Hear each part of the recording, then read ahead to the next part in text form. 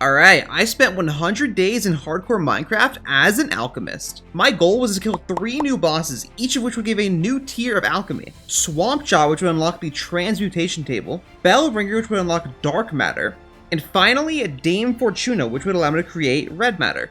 After that, I wanted to use all my alchemical gear to defeat the Wither and the Ender Dragon. Will I survive long enough to defeat all 5 bosses? Let's find out. On day 1, I spawned in right next to a village. The village had a blacksmith with some iron armor, obsidian, and 9 iron ingots. There were also brewing stands in the village, which would be really important for starting alchemy as soon as possible. I crafted an iron pickaxe, then mined some cobblestone, and then used that to make the rest of my tools. I then grabbed all the hay bales in the village for food, and then killed the iron golem for 3 more iron ingots. I noticed a ruined portal next to my village, and it gave me a flint and steel, a golden apple, and some gold tools. The apple could definitely be useful early on to avoid dying. Because I had the iron to spare, I made a shield because it could help against mobs. I turned one of the villagers into a Fletcher and he offered emeralds for 32 sticks. I was cutting down trees for trading when I noticed the sun was setting, so I slept in a bed and it was on to day 2. I spent most of day 2 doing villager trades. I got up to 28 emeralds from the Fletcher and headed to the house with the brewing stand to trade with the cleric. 28 emeralds ended up being just enough to level the cleric all the way to journeyman and then get 2 glowstone blocks, which I would need later. After all the trading, I started a small potato farm because I would need food for later, and then killed a few more iron golems to spawn in as well. On day 3, I made an iron axe and an iron chest plate and then decided to go mining for diamonds. I mined straight down for a bit and then heard lava, so I mined towards it and almost immediately I found 2 diamonds. I mined some lapis and iron that were in the cave as well and then headed back to the surface. On day 4, it was finally alchemy time. With the diamonds that I got while mining and the redstone and glowstone that I got from the cleric, I was finally able to make the Philosopher's Stone. This item could do quite a bit. It could transform blocks in the overworld into similar blocks like stone into dirt and wood into other kinds of wood. It could also be charged to convert a wider area. It could also be used as a portable crafting table, and when crafted with certain items, it could turn them into other materials. For example, it can convert 1 emerald into 2 diamonds, 1 diamond into 4 gold, and 1 gold into 8 iron. So basically, with this item combined with my villager traits, I could turn 32 sticks into 2 diamonds, 8 gold, or an entire stack of iron ingots. The final and probably most fun thing this stone could do is transforming mobs. At the cost of coal or some other kind of fuel from the inventory, I can now fire a projectile that would transform any mob into a different mob at random. This item was definitely a lot of fun. I then spent the rest of day 4 gathering sticks for emeralds. Day 5, I traded all my sticks for emeralds until the Fletcher blocked my trade. I then bought a crossbow from him because a ranged weapon could definitely be useful in fights. I converted all my emeralds into diamonds and had enough for a sword, a pickaxe, an axe, and nearly a full set of diamond armor. I also crafted 3 different tiers of covalent dust because I would need it to make different items later on. I now needed paper, so I went out to look for sugarcane and ended up finding a Badlands biome. After decorating some of the terracotta, I collected a bunch of it just in case I wanted to use it to build my house. I then grabbed my sugarcane and went back home. The next day, I made some paper, and then I used that paper to make my next alchemical item, the Repair Talisman. This item would automatically repair everything in my inventory, so basically I never had to worry about durability again. I also realized that with my Cleric Villager, I could basically infinitely multiply my items. The Cleric traded 2 gold ingots for 1 emerald. That 1 emerald could then be converted into 8 gold ingots with the Philosopher's Stone. This meant that every single time trades reset, I could get a ton of emeralds. I then finished my diamond armor and made an alchemical chest, which held way more items than a double chest and only took up 1 block. Now I needed leather, and I used my Philosopher's Stone to convert a nearby mob over and over and over again until it became a mule, and then I murdered it for leather. On day 7, I made an enchanting table and then enchanted all of my gear. I got protection 1 on my diamond armor, sharpness 1 on my sword, efficiency 1 on my pickaxe, and then I got unbreaking 1 on my axe. I kinda forgot that the Repair Talisman would make the axe never break anyways, so that was kinda useless. Now at this point I was tired of living on the ground in the middle of a village, so I wanted to begin my own house, so I spent a few days gathering materials.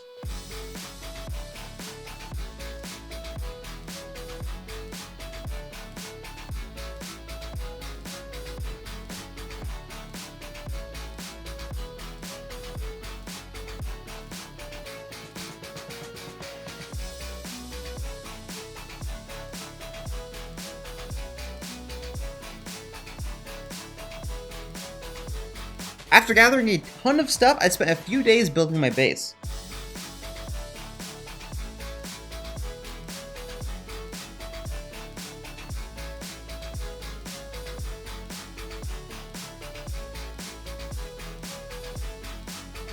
Also, this is a good time to mention that this is the first ever video on my Minecraft channel, which means, as of right now, odds are 99% of people watching are probably not subscribed. So if you want to see more videos like this and also help me get to the first 1,000 subs for monetization, be sure to sub to the channel. I built the tower mostly out of stone bricks and oak wood, and then used the philosopher's stone to convert the oak wood into dark oak, as well as change the color of my terracotta floor. My building skills are definitely not the best, and the tower looks kinda plain, but it gets the job done, which is all that really matters. I was a bit worried about not having a door, so I made an item called the interdiction torch. This torch repels all mobs and projectiles that come close, so even though I had no door, as long as I placed it at the entrance, my home was completely safe from hostile mobs. On day 16, I went out to look for a cave and explore for a bit, and came across a ruined portal with a god apple and 7 golden carrots. This apple would be amazing for boss fights. I was actually nearly ready for the first boss, but I wanted arrows first. My Fletcher didn't sell arrows, so I took the blacksmith's job away and then made him into another Fletcher. I then bought a bunch of arrows, and now I was ready for Swamp Jaw.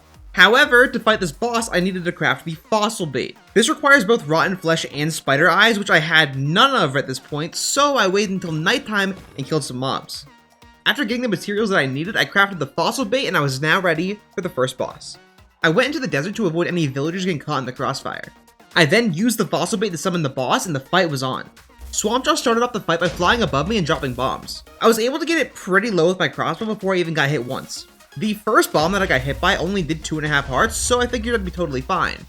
I kept firing my crossbow at it over and over and over again, and eventually I got hit by a bomb that launched me into the air, and I only had half a heart after fall damage. I was forced to run away looking for an opportunity to heal.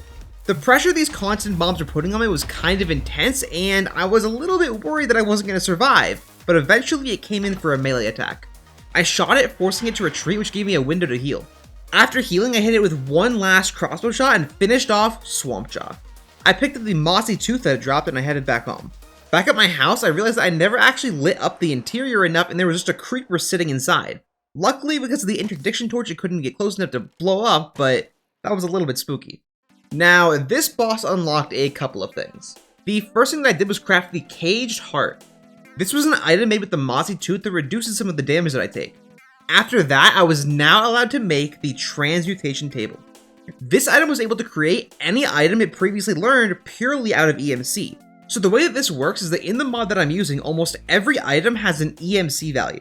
For example, an arrow has an EMC value of 14. If I put one arrow in the table, it learns how to make arrows and also gains 14 EMC.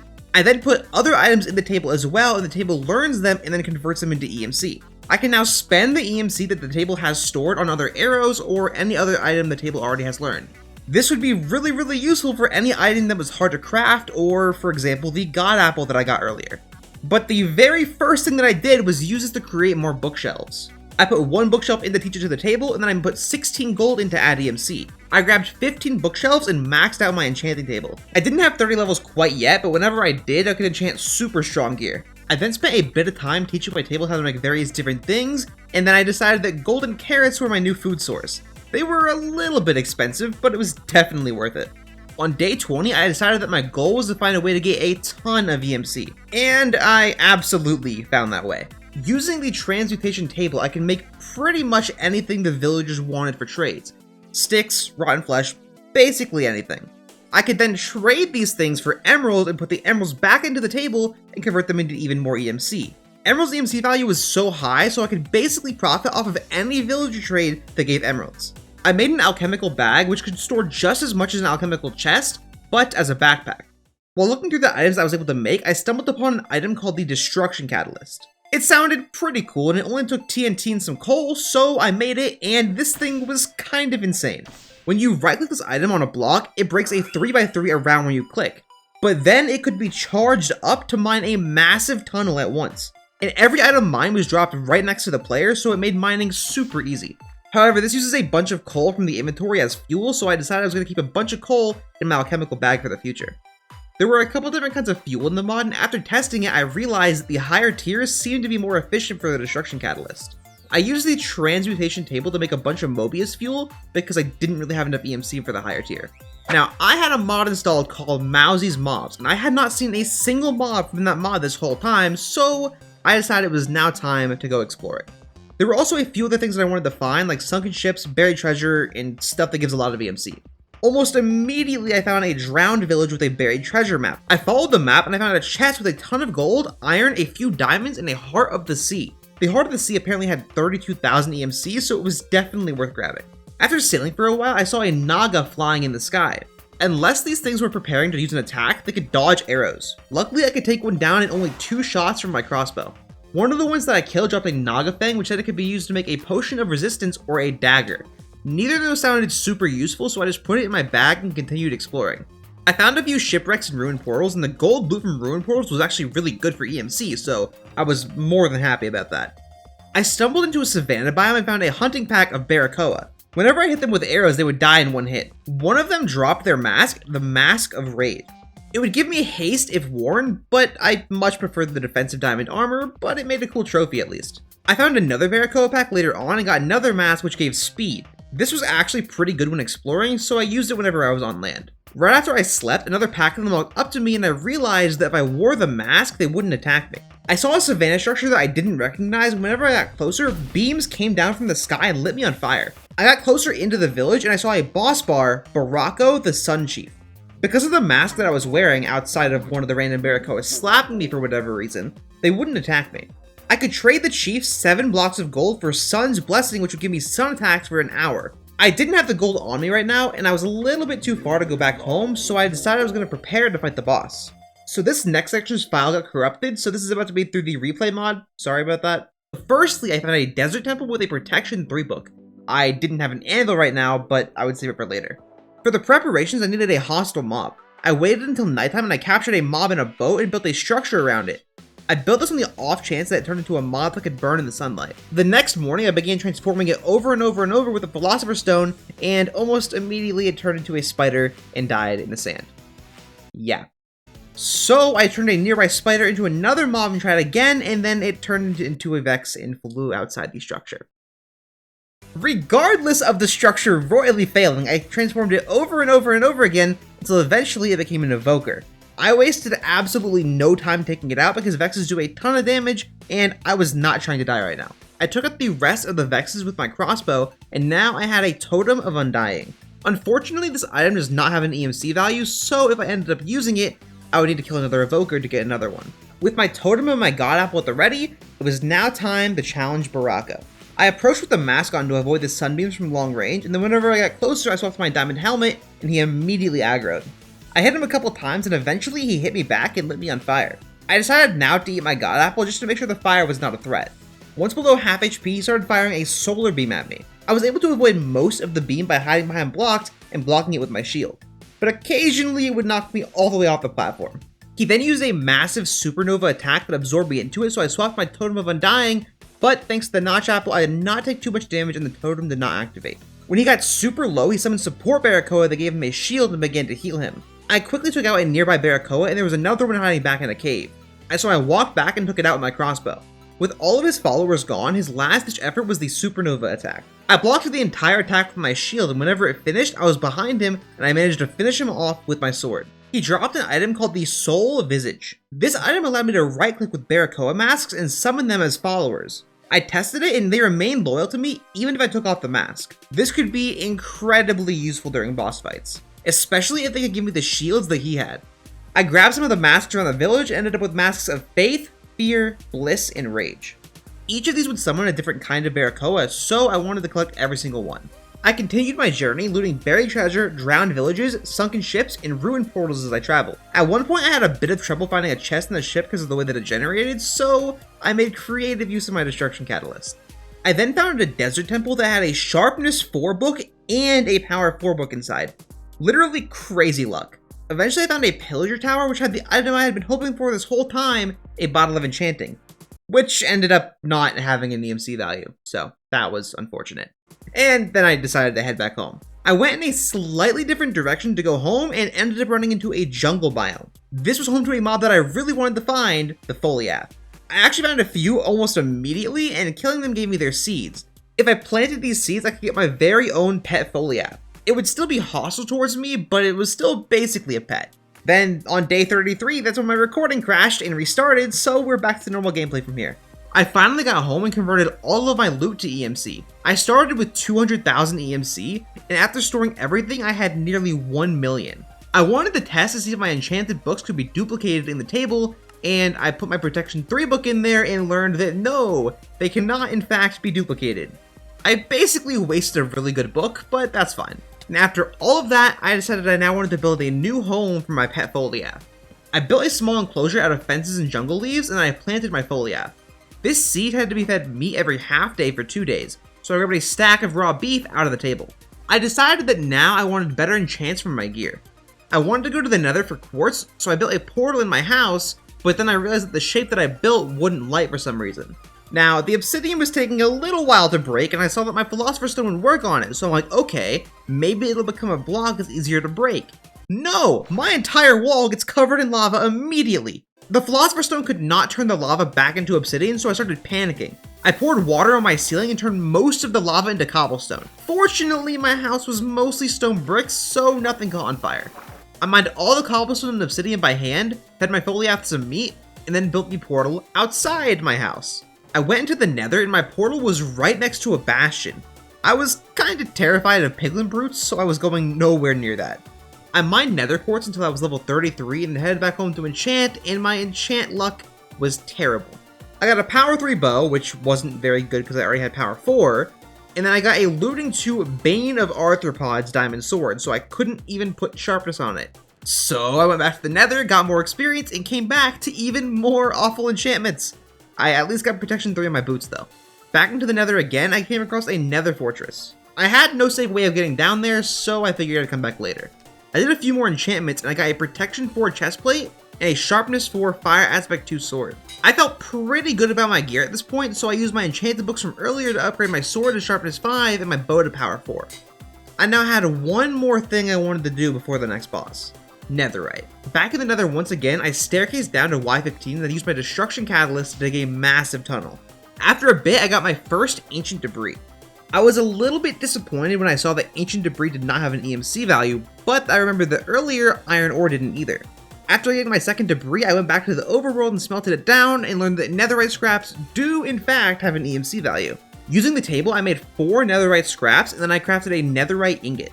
I taught the ingot to the table and then used a ton of EMC to make 5 netherite ingots. I then made a smithing table and converted my sword and all of my armor into netherite. I looked kinda lit, not gonna lie. Because the chunks around my base were not loaded, my Foliath still was not fully grown yet, so I decided to hang around my base for a while and transform nearby mobs with the Philosopher's Stone. I ended up turning one mob into a parrot. I wanted to tame it, and after about 6 million seeds, I tamed it and sat it on my top floor. The next day, I went out to check on my Foliath, and it was fully grown. Now, it definitely was not tamed. It would probably kill me if it got the chance to, but it was my pet regardless. With that fully grown and my armor now fully upgraded, it was now time for the second boss. I grabbed 2 soul sand and 5 gold ingots out of the table and made the haunted bell. The next day, I used my soul visage to summon as many Barracoa as I could, and then raided my notch apple and totem of undying, and began the fight. Bellringer appeared right above me and started firing off waves of blue projectiles. As soon as I landed one hit, all my Barracoa went into combat mode. 2 of them cast support beams on me and gave me an ability called Sunblock. I could only assume that this was a shield. I got up massive chain of a bunch of really good hits against Bellringer and got up below half HP. But once below half, it gave me a slowness debuff and started spamming a ton of projectiles. The barrage seemed literally never ending, and if not for my shield, I probably would have died. Eventually the attack slowed down and I could finally attack it again. After that insane projectile attack, Bellringer did not seem to have any tricks up its sleeve. I hit it a few more times and took it out. It dropped the Phantoplasm, which could be used to make a couple different pieces of equipment. I also learned that my summoned Barracoa did not drop their masks every single time if they died, so I only got to keep 3 of them. The item that I made with the Phantoplasm was Passage's Toll. This item would allow me to teleport through walls, which, while fun, was probably not super useful. Now that I had defeated 2 bosses, I was allowed to make Dark Matter. Dark Matter requires a block of diamonds surrounded by 8 Aeternalis fuel, which was a ton of coal. 1 Dark Matter cost about 140,000 EMC, which was almost as much as a god apple. I could only afford 2 Dark Matter, so I made an item called the Gem of Eternal Density. This item would automatically condense anything in my inventory with EMC into other items. I was able to set up a blacklist on it so it wouldn't consume any of my really important items. When activated, it consumed every item in my inventory and converted them into EMC. And whenever it had enough EMC, it would create whatever target item it was set to. In this instance, it was dark matter. I made this because I figured that it would give me a really easy way to get EMC with the destruction catalyst. I dug down to Y11 and absolutely massacred the underground. And everything that I mined was automatically converted into dark matter by the gem. I mined like this for a while and got up to 8 dark matter. There were a few items I wanted to craft, and I needed an iron band to make one of them. An iron band is a bucket of lava surrounded by 8 iron ingots. I was gonna go get lava, but then I remembered that I made a mistake earlier that taught me a really convenient way to make it. I placed an obsidian down and turned it into lava and then quickly grabbed it with a bucket. I then made an iron band and combined it with 2 dark matter, 2 feathers, and 4 bows and made a new item, Archangel's Smite. I was trying to figure out why it wasn't working, even if it was activated. I grabbed coal from my table and it instantly started firing a ton of arrows at my floor. I needed fuel and I was completely out of EMC, so I used 2 of my dark matter and converted it into Aeternalis fuel with the table. And before heading out again, I used my remaining 4 dark matter to craft the Swiftwolf's Rending Gale. It was now time to test these new items. The Archangel Smite was crazy. This ring would shoot arrows that would automatically lock on and track any target they get close to. With right click, it would fire a single arrow. With left click, it fired an entire shotgun of 10 arrows at once. And then by activating it with a hotkey, it would fire a rapid, infinite barrage of arrows. Needless to say, I probably didn't need a bow anymore. The next item was Swiftwolf's Rending Gale, which was even crazier. This item could create a force field of air around me that would push mobs away, just like the Interdiction Torch. It could also fire a projectile which had 2 different functions. If the projectile hit a mob directly, it would send it flying. And if it hits the ground, it would call down lightning wherever it lands. I was just running around with this thing and then I accidentally ended up flying. I didn't even know it could do that. I made this hoping for like some sort of mobility, like a speed buff or something. I didn't expect to literally be able to fly. This would make exploring way easier. On day 48, I decided to go back underground to farm more dark matter. After getting 2 dark matter, I made a black hole band which would automatically attract items nearby to me. This made the EMC grind way better because any item that I would have missed before, I now guaranteed picked up. I was able to afford 2 more dark matter, so after looking through all of the available options, I decided to make the Harvest Goddess Band. This item was actually insane for EMC grinding. So with the Harvest Goddess Band, all plants around me would grow insanely fast, and they would also be auto-harvested. Now, they didn't replant themselves, but another function of the band is that it can replant an entire massive area by right-clicking on the ground. I set up an alchemical chest next to my farm with the density gem inside of it, and then I farmed potatoes for a while, and it was actually insane for dark matter farming. This was way faster than mining underground. But then, when I walked near my sugarcane, I discovered that the harvest band would harvest the sugarcane without breaking the bottom block. This meant that I could automatically farm sugarcane without having to replant anything.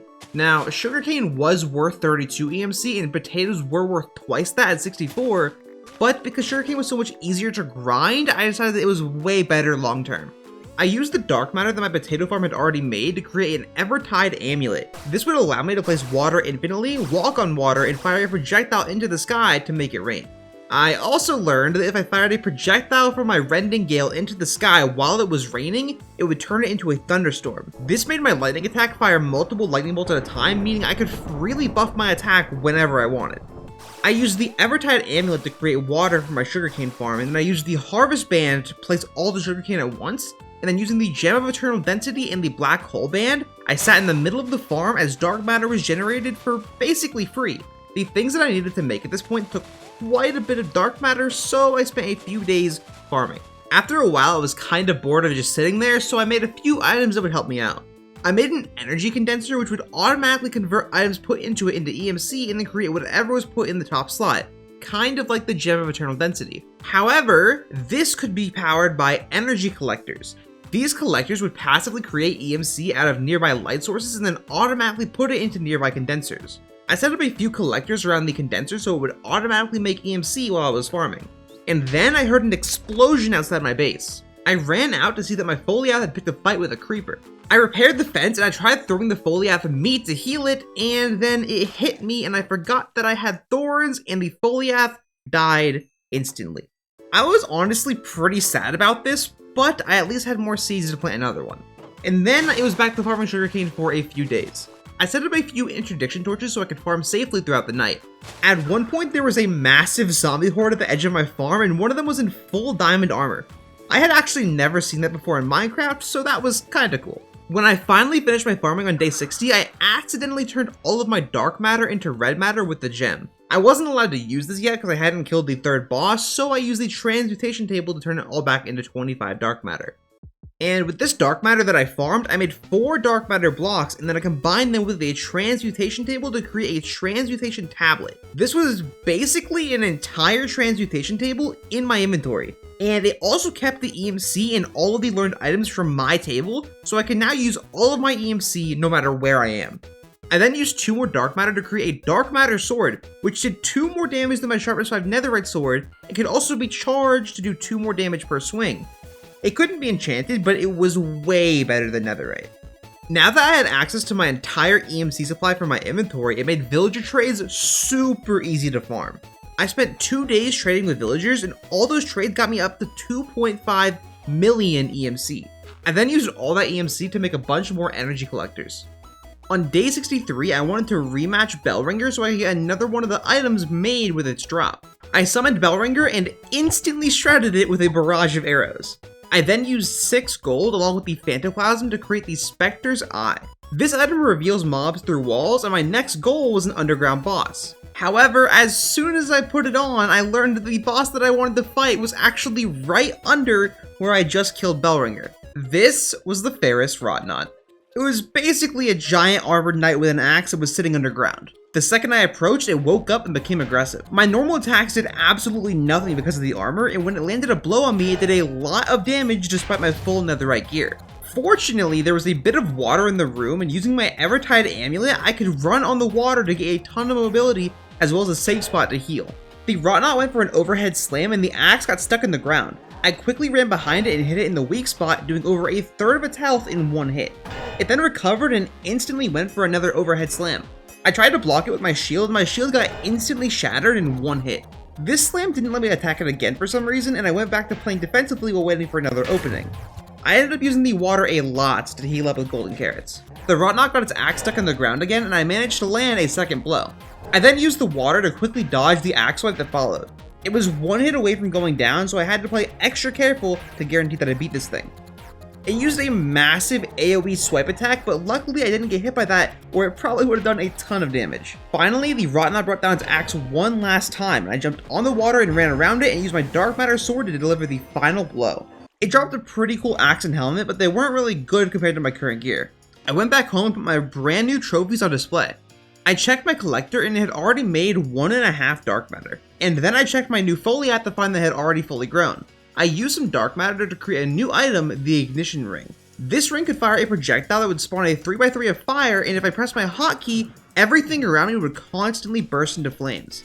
It also made a weird noise whenever I right-clicked it, but I couldn't really figure out what this did. I then made an item called the hyperkinetic lens because it sounded like it would be fun, and it definitely was. This item fired a projectile that exploded on impact and put all the items destroyed directly into my inventory or on the ground next to me. This was potentially a really good way to get EMC, but for now, I just used it to destroy a glacier and a nearby village. Between this and my lightning attack, I was becoming a force of destruction, and honestly, it was way too fun. At this point, I wanted to explore for a bit more. I used my Evertide amulet to run across the ocean for a while because it did not consume fuel like flying did. I came across an ocean monument, and while fighting the Guardians, I realized that for some reason, Prismarine was worth an absolute ton of EMC. I was using my destruction catalyst to tear the monument to shreds, and then I kinda almost died, so I got out of there, but it was definitely worth the risk. I ended up with over 5 million EMC from that temple. I came across another Barracoa village and decided to trade for Sun's Blessing. And then I sort of stole a mask from the village, making Barraco angry, so I obliterated him with arrows. Now, Sun's Blessing was an effect that lasted for an hour and let me call down Sun Strikes and fire a solar beam. However, neither of these really did damage, so they were not really useful. On day 72, I finally found what I had been searching for this whole time, an ice biome. I traveled around the ice biome for a while and then came across another boss, the Frost Moth. It spawned in a sleep, and whenever I approached it, it woke up. It let out a roar, and almost immediately it hit me with an icy breath that froze me solid. It punched me a few times and it was doing a lot of damage. I ate my god apple because I was not about to die after coming this far. I was able to get quite a few good hits in, but I could not stay close for very long. I tried to repel it with Swiftwolf's Rending Gale, but it was way too big for it to do any good. But I did end up hitting it with lightning and lighting it on fire. It was immune to arrows, making those useless, and I had to keep running away to heal. Every time I tried to eat, it would hit me with the Ice Breath and freeze me, allowing it to do a ton of damage. I had to take to the skies to avoid being frozen, and luckily dodged a massive Ice Ball attack. I flew just out of range of the Ice Breath and then flew back in for a few more hits. I strayed to the side and kept attacking it over and over and over, and eventually I was able to take it down. It dropped an Ice Crystal, which I tested against a nearby Pillager Tower. This item allowed me to use the Icy Breath attack and freeze a mob for a couple of seconds. It wasn't really useful, but it was cool. I then destroyed the Pillager Tower and headed back home. This normal ice biome took me hours to find, and then on the way home I found a mushroom biome. This was obviously a lot rarer than an ice biome, and I was a little bit frustrated with how long it had taken me, so using my hyperkinetic lens, I took out my frustrations on the mushroom biome. It was kinda satisfying, not gonna lie. I found another ocean monument, which I approached in a way smarter way. I figured that the god apples consumed here would pay for themselves, so I used a bunch of those to stay alive. I destroyed the entire ocean monument, and ended up with over a stack and a half of dark matter. This was definitely the best EMC method I had found so far. It got me up to a total of 17.5 million EMC, which is wild. I got home on day 75 and set up some displays for my boss trophies. I set up a gold armor stand for Barako surrounded by Barracoa masks. I then put the Ice Crystal next to the Rotnot stuff because the Frostball didn't really have anything else. I checked my energy condenser to see what it had made so far, and it had produced 17 dark matter. Not bad, but nothing compared to the ocean monuments. I was now ready for the final of my 3 bosses, Dame Fortuna. On day 76, I crafted the summoning item, but then I decided I wanted to craft a few more things before fighting the boss. I made an item called the Zero Ring, as well as the Vulcanite Amulet. And finally, I made a full set of dark matter armor. The Zero Ring really wasn't as cool as I expected. All it really did was create snow around me. The Vulcanite Amulet, however, would allow me to place lava infinitely, walk on lava, and fire a projectile that evaporates any water that it comes close to. It was cool, not particularly useful, but cool. I decided that for this boss, I was not allowed to fly or use Archangel Smite, because they would probably make the fight way too easy. I then prepared myself and summoned the boss. Dame Fortuna started off the fight by flying above me and spamming red projectiles. I hit it with a shot from my Vulcanite Amulet, which set it on fire, but did basically no damage. It began summoning teeth from the ground as well, but because of my dark matter armor, I took literally no damage. When it got close to the ground, I struck it with a ton of lightning. While this thing wasn't very strong, it was definitely really hard to hit. I tried extinguishing all the fire that I had set with the lightning, but then I kinda just ended up with a bunch of water all over the place. When it got about half HP, I kinda gave up being flashy and I just started attacking it with my sword. It got super close to the ground and I got a ton of good hits in, and by then it was only 1 hit away. It rose up and began firing more projectiles, but I ran up and jumped, landing the final blow and defeating Dame Fortuna. It dropped a few enchanted books, most of which were useless, but most importantly, it dropped Fortune's Favor. I used this to craft something called Slicer's Dice, which had a 20% chance to double any damage that I dealt. I was now able to make red matter. The first item that I made was the Body Stone, which automatically restores my hunger, and then I made the Soul Stone, which regenerated HP. I then combined these two to make the Life Stone, which combined the effects of both of the other two. So now, even if I did take damage, I would be healed immediately. I also never had to eat again. I then used most of my EMCs to make red matter armor, so now I was even more invincible. I noticed a nearby pillager group with a banner, so I decided it was time to test the powers of red matter. I sat there without even fighting back as they tried to kill me and crafted a red matter sword. I used the sword's AoE ability to cut down all the pillagers, which gave me the bad omen effect and started a raid. I flew around using the sword's massive damage AoE attack to destroy all the pillagers, witches, and ravagers from the raid. I also killed a few evokers and got a few more totems of undying, but I highly doubt I'd ever have to use those. At this point, I needed a lot more EMC for what I wanted to make next, so I made 2 new items.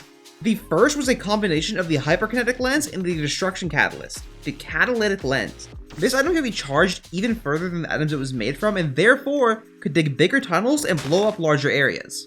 The second item that I made was a combination of the Gem of Eternal Density and the Black Hole Band, the Void Ring.